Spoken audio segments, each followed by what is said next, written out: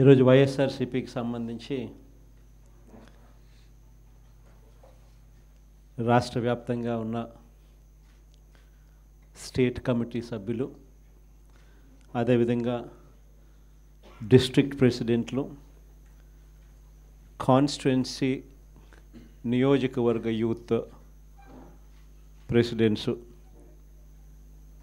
మిమ్మల్ని అందరినీ కూడా ఈరోజు ఇలా కలవడం చాలా సంతోషంగా ఉందని ఈ సందర్భంగా తెలియజేస్తాను. పార్టీలో క్రియాశీలకంగా ఈ కన్స్ట్రక్షన్ కార్యక్రమం అనేది చేస్తూ ఉన్నాం. ప్రతిపక్షంలో ఉన్నాం. ప్రతిపక్షంలో ఉంటూ ప్రభుత్వం పనిచేస్తూ ఉన్న విధానాన్ని ప్రశ్నిస్తూ, ప్రభుత్వం ఇచ్చిన హామీలను ఆ ప్రభుత్వం ఎగరగొడతా ఉన్న నేపథ్యంలో ఆ ప్రభుత్వాన్ని గట్టిగా నిలదీస్తూ, నిద్రపోతూ ఉన్న ఈ ప్రభుత్వాన్ని మేలుకొల్పే ప్రయత్నం గట్టిగా చేస్తూ ఉన్నాం. చేసే ఈ ప్రక్రియలో ఆర్గనైజేషన్ పరంగా ఇంకా మనం బలంగా ఎదగాలి. ఎదుగుదల అన్నది ఎందుకు అవసరము, ఎందుకంత ఇంపార్టెంటు అన్నది క్లుప్తంగా చెప్తాం. ఈరోజు మన పార్టీని చూసినప్పుడు చాలామంది ఎమ్మెల్యేలు కొత్త వాళ్ళే. మన పార్టీ వచ్చినప్పుడే 2011లో మన పార్టీ మనం స్థాపించిన పరిస్థితుల మధ్యలో గమనిస్తే,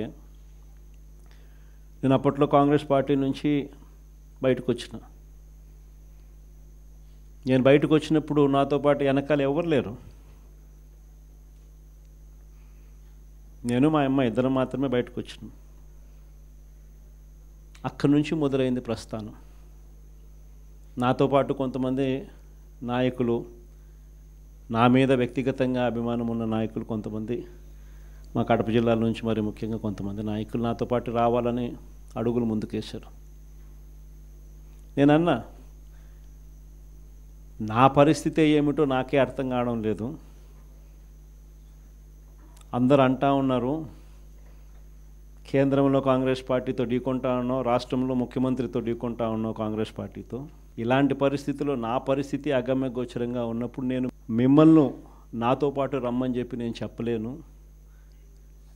దేవుడు ఆశీర్వదించి నేను ఎదిగినప్పుడు, నేను బాగున్నప్పుడు అప్పుడు రండి అని చెప్పి కొంతమందికి చెప్పిన. ఇట్లా రాష్ట్రం వైపు తిరిగి చూస్తే ఎవ్వరూ లేరు వెనకాల. కేవలం నేను, నాతో పాటు అమ్మ, మేము మాత్రమే ఉన్నాం. ఆ ప్రస్థానం అక్కడి నుంచి మొదలైంది. కానీ రాజకీయాలలో ఎప్పటికీ కూడా విలువలు, విశ్వసనీయత ఇవి మాత్రం ఎక్కడా ఎప్పుడూ తగ్గనేలా. ఎన్ని కష్టాలు వచ్చినా కూడా ఇటువైపు చూస్తే పొలిటికల్ ఒబ్లివియన్ అంటారు, ఏ రోజు కూడా కాంప్రమైజ్ కాల. విలువలు, విశ్వసనీయత అన్న దానికి మాత్రం పెద్ద పీట వేశాం. విలువలు, విశ్వసనీయత అన్నది ఎట్లాంటి పరిస్థితిలో ఉన్నా కూడా ఏ రోజు కూడా అవి ప్రశ్నించే పరిస్థితిలో ఏ రోజు రాజకీయాలు ఎప్పుడు చేయాల. అక్కడి నుంచి సాగింది రాజకీయ ప్రయాణం. ఆ తర్వాత నాతో పాటు 18 మంది ఎమ్మెల్యేలు కాంగ్రెస్ పార్టీ వీడి నాతో పాటు రావాలన్నారు. అందరినీ పదవులు రాజీనామా చేయమన్నా. రాజమోహన్ రెడ్డి ఎంపీ నాతో పాటే వస్తానన్నాడు. అన్న రాజీనామా చేయన్నా. రాజీనామా చేశాడు, వచ్చినాడు. బై ఎలక్షన్ జరిగింది.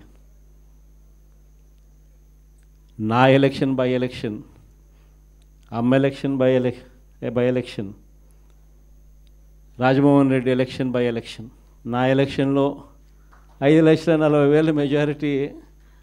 ఆ 14th లోక్సభలో హయ్యెస్ట్ మెజారిటీ వచ్చింది మీ అన్నకే, జగన్కే. ఆ రోజు మనం ప్రమాణ స్వీకారం చేసేటప్పుడు పార్లమెంట్లో ప్రతి తల్లా కూడా మన వైపే తిరిగి చూస్తుంది. Highest majority in the 14th Lok Sabha. కానీ జీర్ణించుకోలేని పరిస్థితిలో మన మీద అంతే పగబట్టడం కూడా ఆ మెజారిటీని చూసి అనుకోండి, అది వేరే విషయం. ఆ తర్వాత తర్వాత రాజమోహన్ రెడ్డి కాంగ్రెస్ పార్టీలో ఉన్నప్పుడు పోటీ చేసినప్పుడు వచ్చిన మెజారిటీ కన్నా అంతకన్నా 2 మెజారిటీతో ఆయన గెలిచినాడు. 2.5 లక్షల మెజారిటీతో ఆయన కూడా గెలిచడం జరిగింది. అందువల్ల 18 మంది ఎమ్మెల్యేలు నాతో పాటు అడుగులు ముందుకు వేశారు. 18 మంది ఎమ్మెల్యేలు అప్పట్లో నాతో పాటు అడుగులు ముందుకు వేశారు. ప్రతి ఒక్కరికి చెప్పా, రాజీనామా చేస్తేనే బయటికి రండి అని చెప్పి. మొత్తం 18 మంది రాజీనామాలు చేసినారు.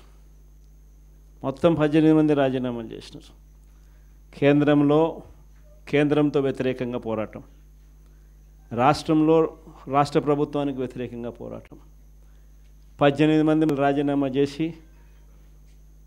విలువలు విశ్వసనీయతతో కూడిన రాజకీయాలు చేయడానికి అడుగులు ముందుకేశారు. ఎక్కడ కూడా విలువలు విశ్వసనీయత అన్నది ఎక్కడ కూడా తగ్గల. అప్పట్లో పవర్ ఛార్జెస్, కరెంటు ఛార్జీలు విపరీతంగా చంద్రబాబు నాయుడు గారు పెంచిన నేపథ్యంలో చంద్రబాబు నాయుడు ప్రభుత్వం మీద అవిశ్వాస తీర్మానం ప్రవేశపెట్టాం. అవిశ్వాస తీర్మానం ప్రవేశపెడితే ఆశ్చర్యం ఏమిటో తెలుసా? తెలుగుదేశం పార్టీ అప్పట్లో కిరణ్ కుమార్ రెడ్డి ప్రభుత్వానికి సపోర్ట్ చేసింది. 294 స్థానాలకు 148 ఎమ్మెల్యేల స్థానాలు హాఫ్వే మార్క్ అయితే, అప్పట్లో చంద్రబాబు నాయుడు సపోర్ట్ చేయడం వల్ల కాంగ్రెస్ పార్టీ బయటపడింది. చంద్రబాబు నాయుడు అండ్ కాంగ్రెస్ ఇద్దరూ కలిసి ఒకటై కుమ్మక్కై రాజకీయాలు చేశారు అప్పట్లో. అలాంటి పరిస్థితుల్లో కూడా ఎక్కడ కూడా ప్రజలు హర్షించే విధంగా విలువలతోనూ విశ్వసనీయతతోనూ కూడిన రాజకీయాలు చేశాం. క్యాన్వస్ చూస్తే ఆంధ్ర రాష్ట్రం విడిపోయిన తర్వాత 175 నియోజకవర్గాలకు సంబంధించి కూడా పరిస్థితి, క్యాండిడేట్లు అందరూ కొత్త వాళ్ళే. అక్కడి నుంచి ఒక 18 మంది మన క్యాండిడేట్ తప్ప నుంచి మిగతా వాళ్ళంతా ఫ్రెష్ ఫేసెస్. నుంచి మన క్యాండిడేట్లు విజయం సాధించడం మొదలుపెట్టాడు.